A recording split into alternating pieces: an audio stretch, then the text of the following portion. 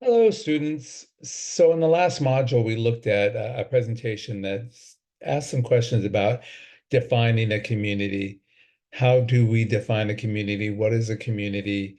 And we looked at some of the makeup and general characteristics of what might constitute various types of communities. In this particular module, we'll be looking at analyzing data about that community, the characteristics, the demographics, the economic status, etc. Um, you also did a walkabout in the previous module where you went out and made some observations. Some people feel that doing a community analysis is better to do the data collection first before actually going out and observing.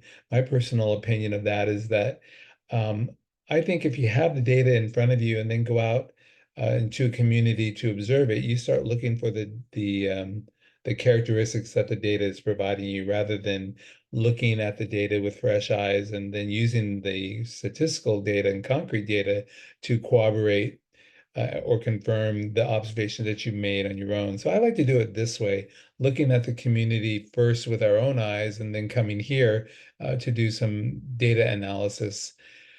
We're going to look online at some various online websites that provide data um, to us as collection developers and how it might help us.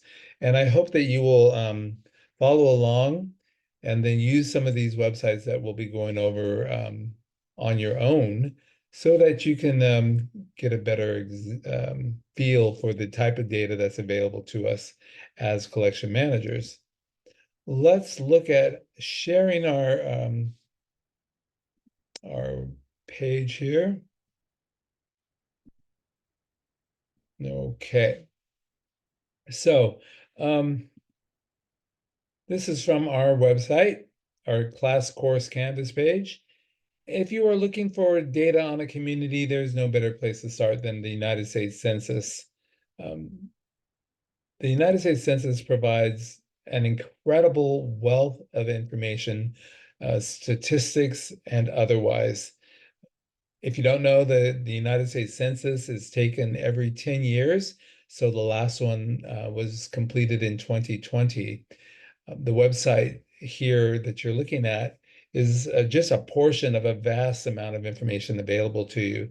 You can look at some of the topics that are available, uh, some of the data that's available. Also, note that there's some resources here that if you're interested in coming back and looking at some training videos that help you guide you through some of the processes of extrapolating this data, then you can certainly find that helpful to you. Okay, so I think it's helpful to start here on the left side, clicking on data. And then we're going to look at data tables, which is where most of the data is. And then look at narrative profiles. Sometimes if you're providing too much statistical data to people, their eyes start to glaze over and they get a little bit um, I don't know, sort of distracted by all the numbers that you're providing. This narrative data gives you obviously some textual element to that, along with charts and graphs that will be helpful in providing some guidance as you go through the process of extrapolating the data. Note also that even though 2020 was the last year that the census was taken, there are years now that are estimates. The census does yearly, actually more than that, but yearly estimates of some of the data. And they use things like birth records and death certificates and that sort of stuff to make estimates of what's happening in various neighborhoods. So, but we're going to stay with 2022 and then get a sense of some of the data that's available. Now, looking at data, you can drill down from the very top. Maybe it's country, down to state, down to county, city, zip code, even down to census tract data. What's a census tract? The census tract is a neighborhood, usually comprised anywhere from 1,200 to 8,000 people. Uh, Ideally, it's about 4,000 people around a particular address.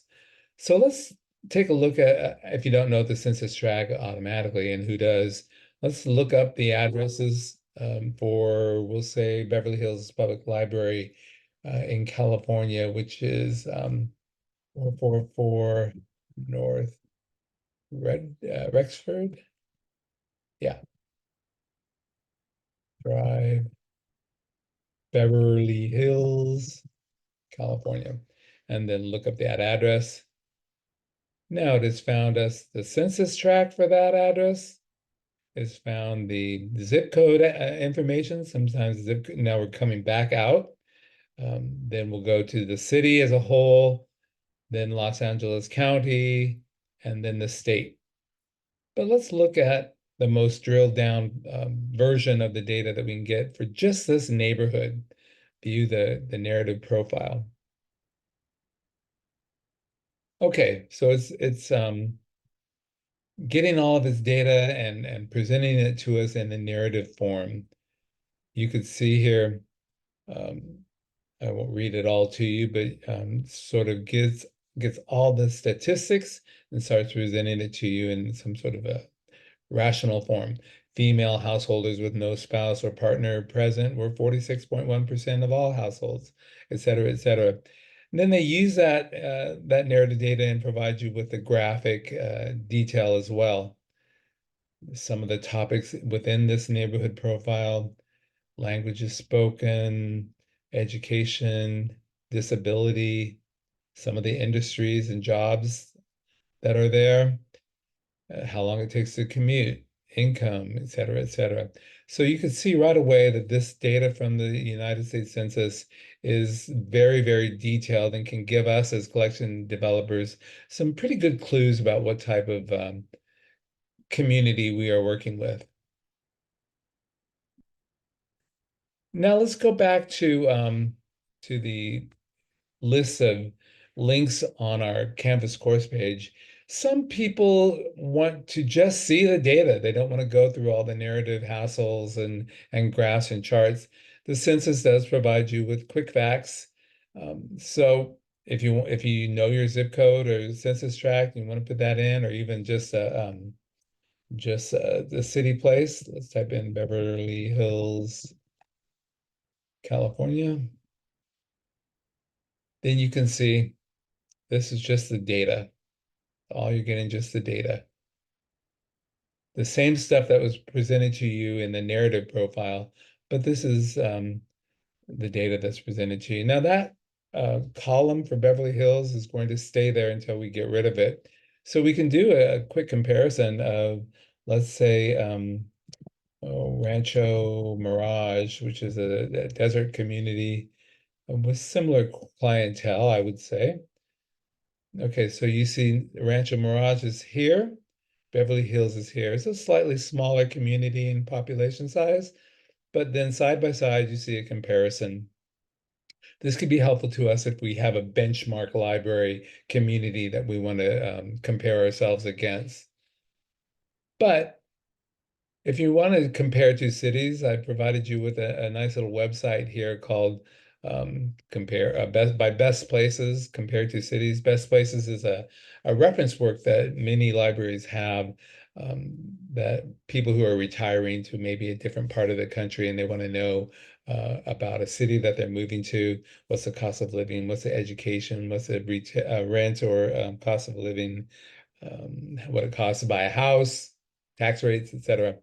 One thing you notice right away is that it's supported by advertisements. So you have to keep these sorts of things in mind.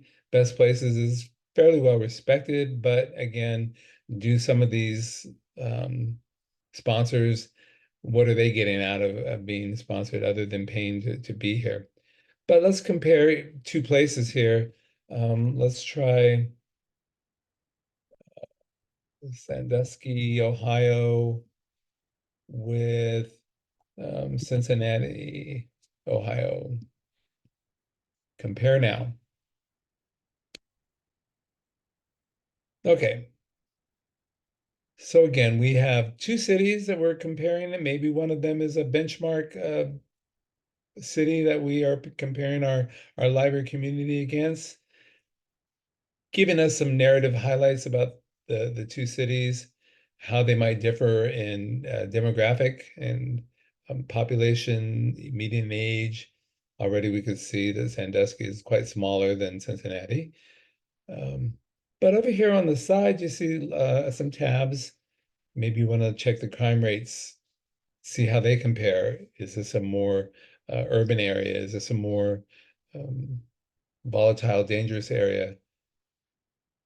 Violent crime, actually, there's more in Cincinnati, which makes sense. It's a little larger. Um, let's try people, males versus females in these two areas, the breakdown of the age. This is census data, but it's compiled in such a way for us to understand two various cities. We're going to now look at, um, if we can close this. Okay, there we go. Census scope, more census information. Let's look at Data USA. This is provided by a think tank, Deloitte, and very well respected. Let's put in Portland, Oregon as a place. One of the things that it'll do then is it gives you a nice overview of Portland or whatever city you put in there. Again, I just put in Portland. The various graphs and diversity, but what I like is it gives you a nice visual context. This is a race, and obviously in Portland, a majority of the racial makeup in this community is white, the second largest one being Asian, non-Hispanic. Veterans, economy, and you can play with the drop-down menus here to see um, how things change from year to year, etc. Maybe let's look at some of the employment by industries. It looks like the largest industry of employment in this area is healthcare and social assistances and educational services. Interesting. Next one being professional. You can click on these and see again some of the more specific statistical information. Now, you also might want to know some more about some of these topics up at the top.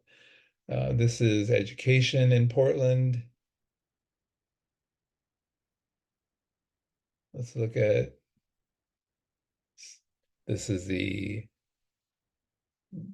political makeup, how people voted. Let's look at housing.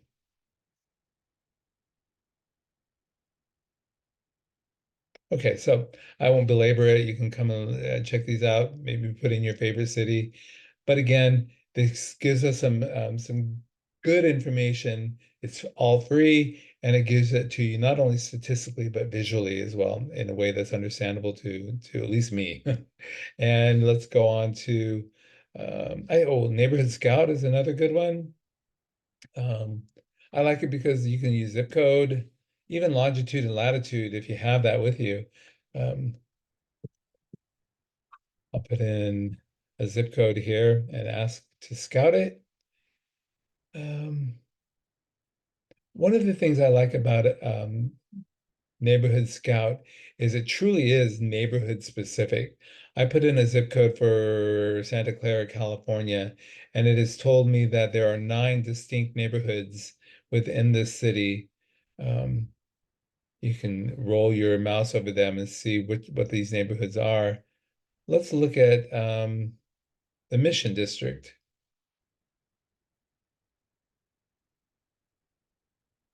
So it gives you the geographic boundaries of the mission. Um, and again, you can click on it to get data about this particular neighborhood, some of the economic crime, schools, etc. One thing to note, however, we are looking at the overview of this particular neighborhood, which gives us some fairly good information. But if you wanted to drill down and get even more specific information, demographic information, you notice that there is this big lock here. Some of the information that is provided is proprietary, and you would have to buy a report. Some city and county finance departments like this particular website very much, and you might even have an account already set up. But as far as an overview, you can see general neighborhood specific information. Okay. Some people ask me, can I get information about other countries? Yes, you can. I like Nation Master. You can look by particular country or particular industry. It's harder to get drilled down into various cities within countries and various neighborhoods, but you can certainly look at country and look for data and tables that have already been um, made. Let's try retail banking. And you can see there's some tables that it has brought out for us, some of the reports that are available. So it's one place to get started, I think, for data on other countries. Um, you can use the international database as well, which is a United States Census run database. I like to look at USA Today, another place you can look at for data on particular zip codes. Let's try 80204. I think this is Denver. Yeah. The data that is presented here is from the United States Census, but one of the things it does quite well is gives you rankings where somebody ranks. So let's say population growth in this particular zip code, it ranks 341st in the nation. As far as population, it ranks 54th in the nation. Let's look at up here in some of the tabs. You can look at education. Again, it is sponsored by ads. Okay. Let's see what public schools there are. You can put them all on a map. Click on each one and see information about them by student body. So that's something you wouldn't find on the website for the census. Suppose you were a librarian at the Denver Public Library at a branch that had the Steck Elementary School, and you wanted to know a little bit more about the student body there to help you select materials. You can click on this and get some information about each of the student bodies there. City data is also a very good place. Pardon me. I've used this at the reference desk at a library. Um, people people are familiar with it. It's been advertised on CNN and ABC, etc. So it's very well known as these things go. Let's try Atlanta, Georgia.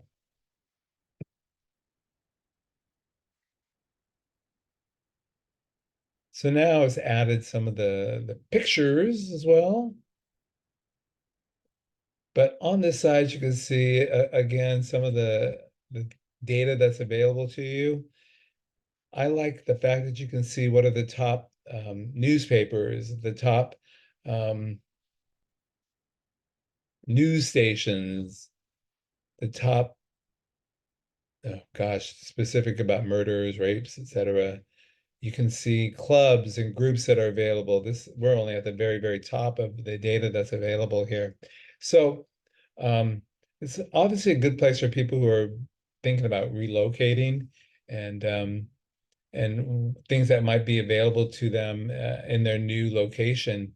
But weather, historical weather patterns, tornado activity, what some of the public transportations are, the biggest private schools, big elementary schools, hey, their library. And down here, I'm looking for something in particular. A good way to look at trends in particular uh, demographic patterns. So for instance, you could see the trend here in those who have never been married over the last 15 years versus 25 years, 10 years, etc. How people voted, specific neighborhoods.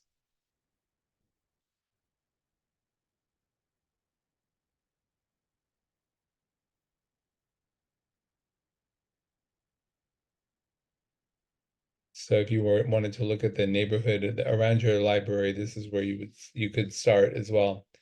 Okay, city data. I want you to also be aware of geodemography. What is geodemography? In its most basic form, geodemography is the study of people based on where they live. This idea that we want what our neighbors have, or birds of a feather flock together. It links elements of demographics and geography and sociology and economic data, and using estimates through models, very well-respected models. In fact, geodemography has been used as evidence in court. Um, it gives you the most probable characteristics of the people in a particular neighborhood, using a pooled profile of all those people in that small geographic area, like a neighborhood. Um, the approach provides, I think, very reliable, statistically valid, and practical ways to understand a consumer who lives there and where they live, how they shop, what they eat, what they drink, what they read. And as a collection developer, you might notice then how important that would be to us. Let's look at, there's a couple of geodemographic websites that I provide for you here.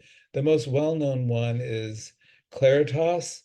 Um, they are also ones who in charge of the television ratings you might be familiar with. The let's see, let's look at, oh, you can look at zip code. Okay, before I go there, what Claritas does is it looks at all these potential neighborhoods that are pooled together, and it divides them into segments. And then it looks at the neighborhoods and sees what type of people are in there and which segment do they belong to. It only gives you the top 3 or 4 segments in a particular neighborhood. So you can look at, let's say, let's look at Pickup Patriarchs.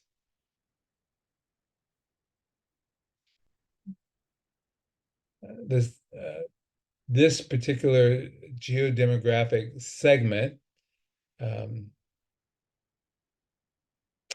gives you a demographic trait, but also tells you things like they own a Ram truck, they eat at sports bars, they shop at BJ's Wholesale Club, they go to a college basketball game, they fly Allegiant Air, they watch ABC Family, they stream via TuneIn. So this is information that as a librarian, I could say, aha, uh, I better listen to TuneIn, or I might want to look at ABC Family to see what sorts of shows are being watched by this particular segment if it's in my neighborhood. And maybe there's a demand or a want or a need that is presented there that I would need to look at. So let's look at a zip code here. Let's look at maybe one that we've searched for already. Okay, so I looked at 92223, Beaumont, California. And these are the 5 segments that using the data and pooling demographic data that it has found. It looks at the people who are living in Beaumont and have grouped them into these 5 geodemographic segments: empty nest, traditional times, township travelers, kids in cul-de-sacs, and pools and patios. So if I have these 5 types of segments in my community and I work at the Beaumont Public Library, I'd want to take a look at these and see, oh, this particular neighborhood has a Mercury, they eat at Wingstop, they shop at the Children's Place, they watch Univision. Um, so keeping that desire that as a collection developer, we want to provide these our communities with things that they want, need, and demand. This would be a good place, a very well-respected place to start looking for that sort of geodemographic data. All right, so that's all that I wanted to share with you in terms of our online community analysis websites. So hopefully you will in, look at these websites on your own. I will provide. I think I provide you with in one of your discussions in this module um, a discussion for you to go in and look at these community websites. Yeah, and then post some of your observations. Don't spend a lot of time. Maybe look at some of them that piqued your interest as we went through and looked at them uh, together. Obviously, I would play with the United States Census since that's the one that you'll probably use most frequently. But also, I think that as a collection developer to be, take a look at those that have the potential to affect your selection decisions. Okay, that's it from me. If you have any questions, please don't hesitate to ask. And have a good day, everyone.